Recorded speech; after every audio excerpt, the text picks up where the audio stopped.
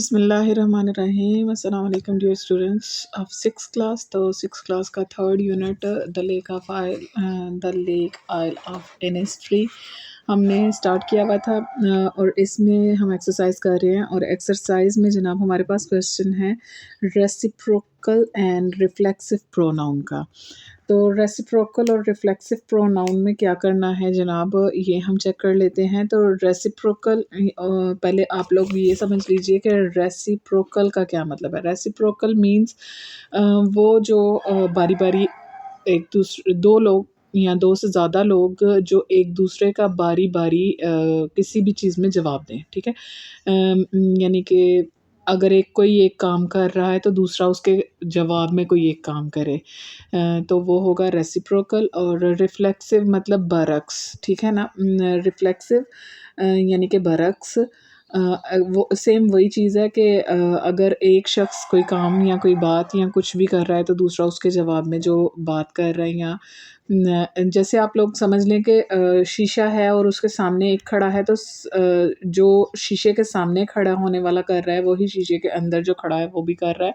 तो वो एक दूसरे का कह लें कि जवाब दे रहे हैं या एक दूसरे जैसी हरकत कर रहे हैं, इस तरीके से। रिफ्लेक्सिव, रिफ्लेक्शन आपको पता है अक्स को कहते हैं, तो वो रिफ्लेक्सिव प्रोनाउन वही चीज़ है कि एक दूसरे का के बरअक्स एक दूसरे को जवाब दे रहे हैं, मतलब काम कर रहे हैं, जवाब दे रहे हैं। वो आगे आप लोग इसकी डेफिनेशंस चेक करेंगे तो आपको मज़ीद ये जो है वो एक्सप्लेन हो जाएगी ये चीज़।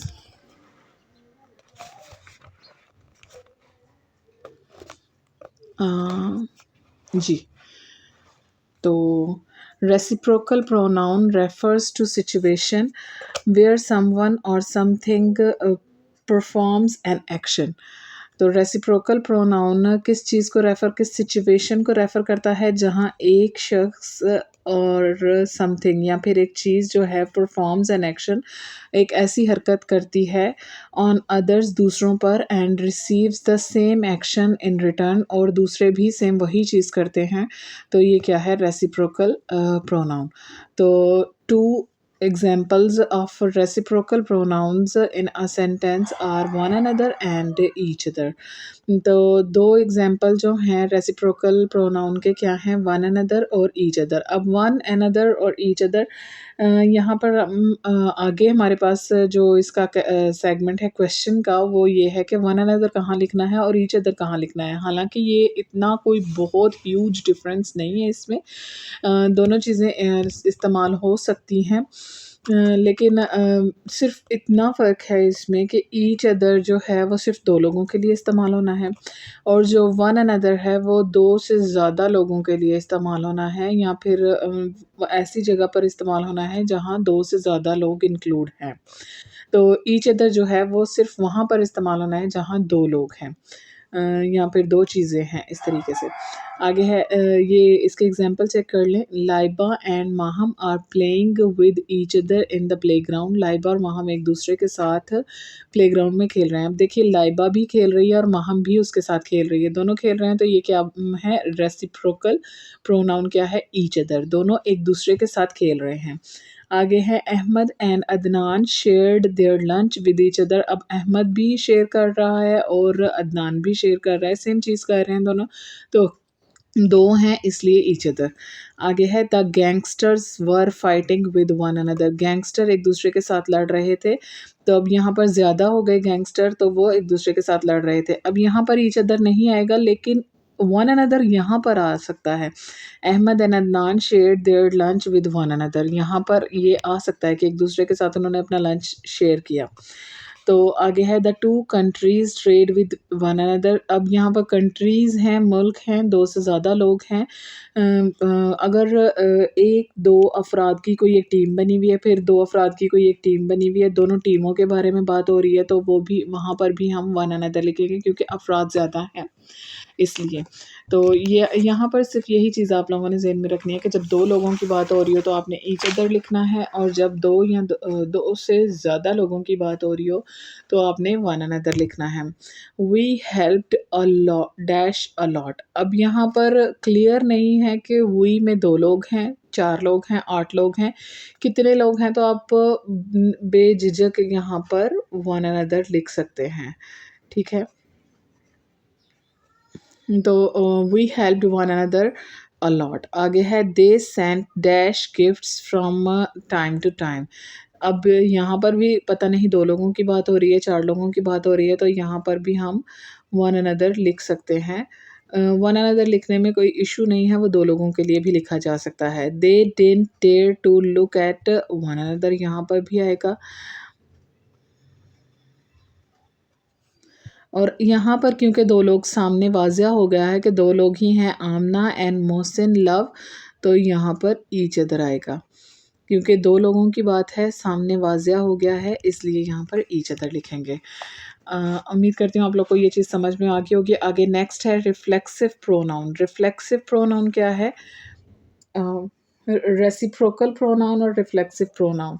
अब इसमें क्या है जी कि हम एक शख्स या दो शख्स या चार लोगों के बारे में बात कर लें, लेकिन वो शख्स खुद ही अपने बारे में बात करेगा, या वो कोई जो काम कर रहा है वो खुद ही, जैसे मैंने आप लोग को बताया कि बरक्स यानी कि रिफ्लेक्सिव जब भी आपके सामने पॉइंट आए, रेसिप्रोकल जो था उसमें दो लोग एक दूसरे के लिए कोई काम कर रहे थे या ज़्यादा लोग एक दूसरे के लिए काम कर रहे थे। अब यहाँ पर सेल्फ के लिए काम होना है, ठीक है।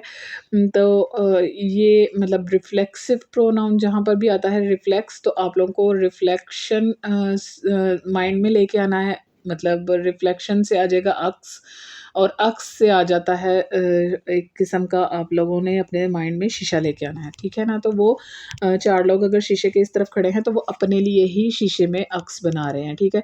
अगर एक शख्स खड़ा है तो वो अपने लिए ही बरक्स कुछ कर रहा है, ठीक है। आप लोगों ने ये चीज़ सोचनी है।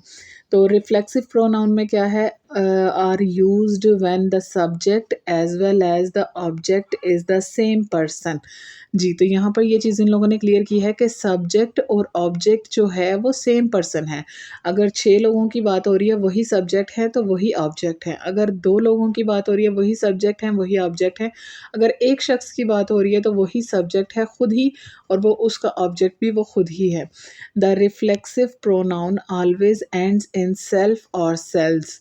तो जो रिफ्लेक्सिव प्रोनाउन है वो हमेशा सेल्फ या सेल्स के पर ख़त्म होगा। अगर एक है तो सेल्फ पर, और अगर ज़्यादा है तो सेल्स पर ख़त्म होगा।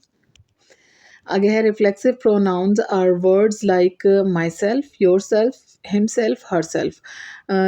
इसमें उन्होंने एग्जांपल्स दिए हैं कि इसमें कौन कौन से जो हैं वो प्रोनाउंस आते हैं, my self, yourself, himself, her self. आगे हम इसके जो क्वेश्चन है वो भी और इसके एग्जांपल भी चेक कर लेते हैं। She cut her hair herself. उसने अपने बाल खुद काटे, वो खुद कर रही है, ठीक है।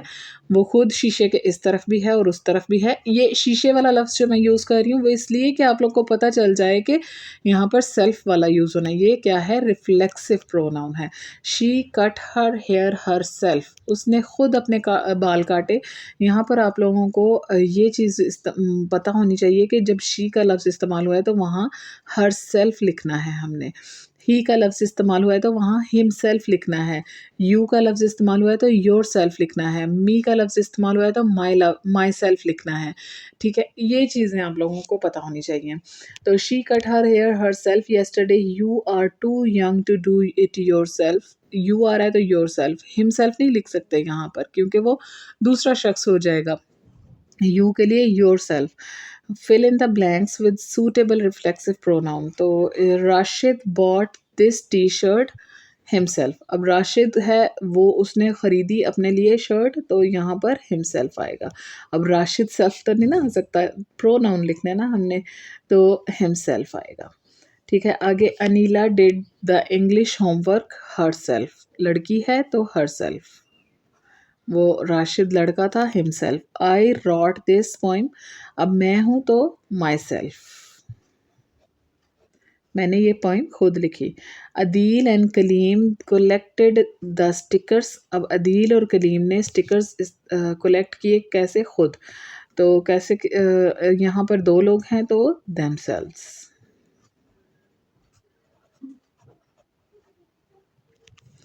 तो ये है जनाब हमारी रेसिप्रोकल और रिफ्लेक्सिव प्रोनाउन की एक्सरसाइज। और इसके बाद है हमारे पास subject verb adverb adverb pattern, और इससे आगे है हमारे पास subject verb noun pattern.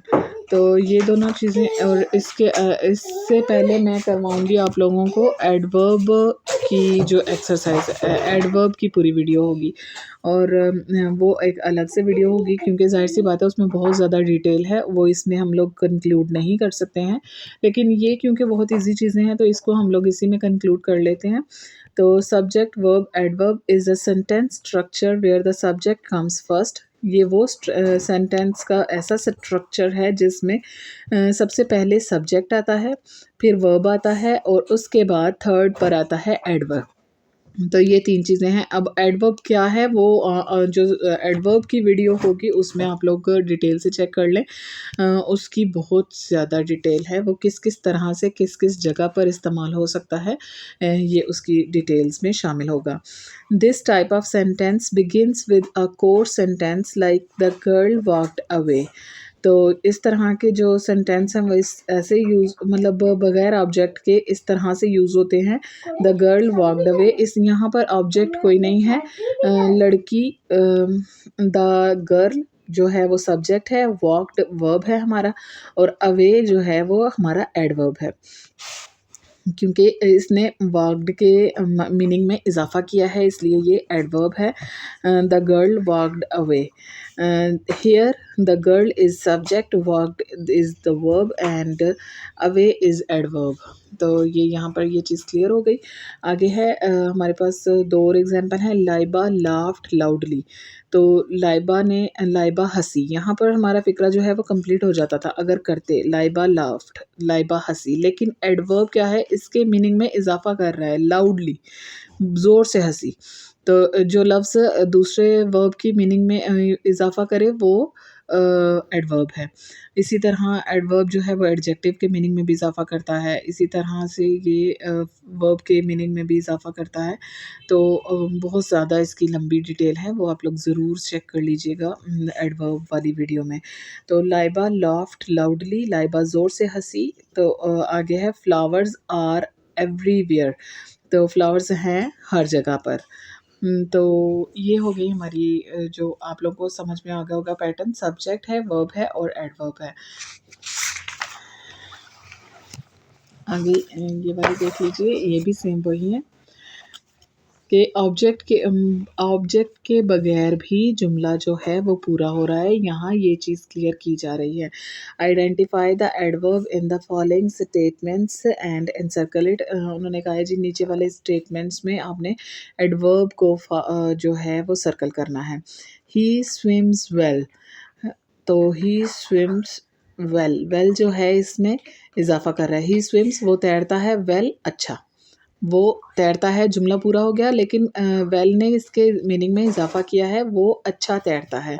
Asad laughs loudly, तो ये है adverb, loudly. The dog jumps high, high है हमारा एडवर्ब। एप्पल्स आर एवरीवेयर, सेब हैं हर जगह।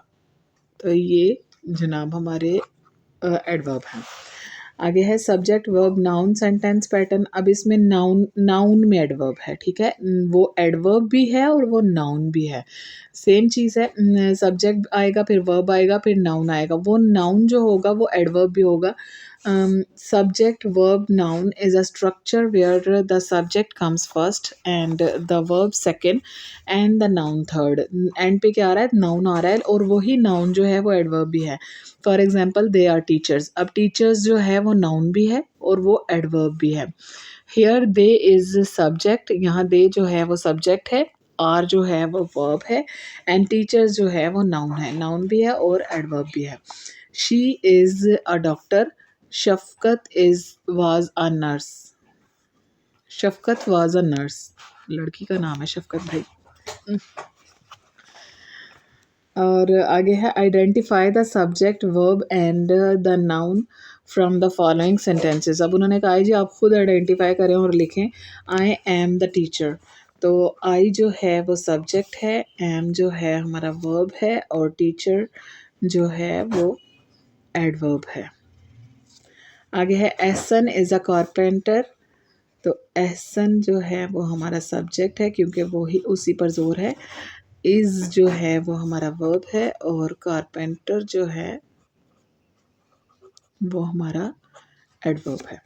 आगे है the boy is a student, तो बॉय है हमारा सब्जेक्ट, इज़ वर्ब और स्टूडेंट जो है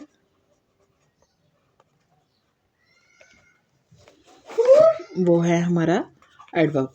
तो अब आप लोग वीडियो को पॉज कीजिए और मुझे फटाफट बताइए कि द, ए और इधर भी ए और द, ये क्या है। तो क्योंकि आप लोग कर चुके हैं इसलिए आप लोग को पता होना चाहिए कि ये क्या है। तो ये है जनाब हमारे आर्टिकल।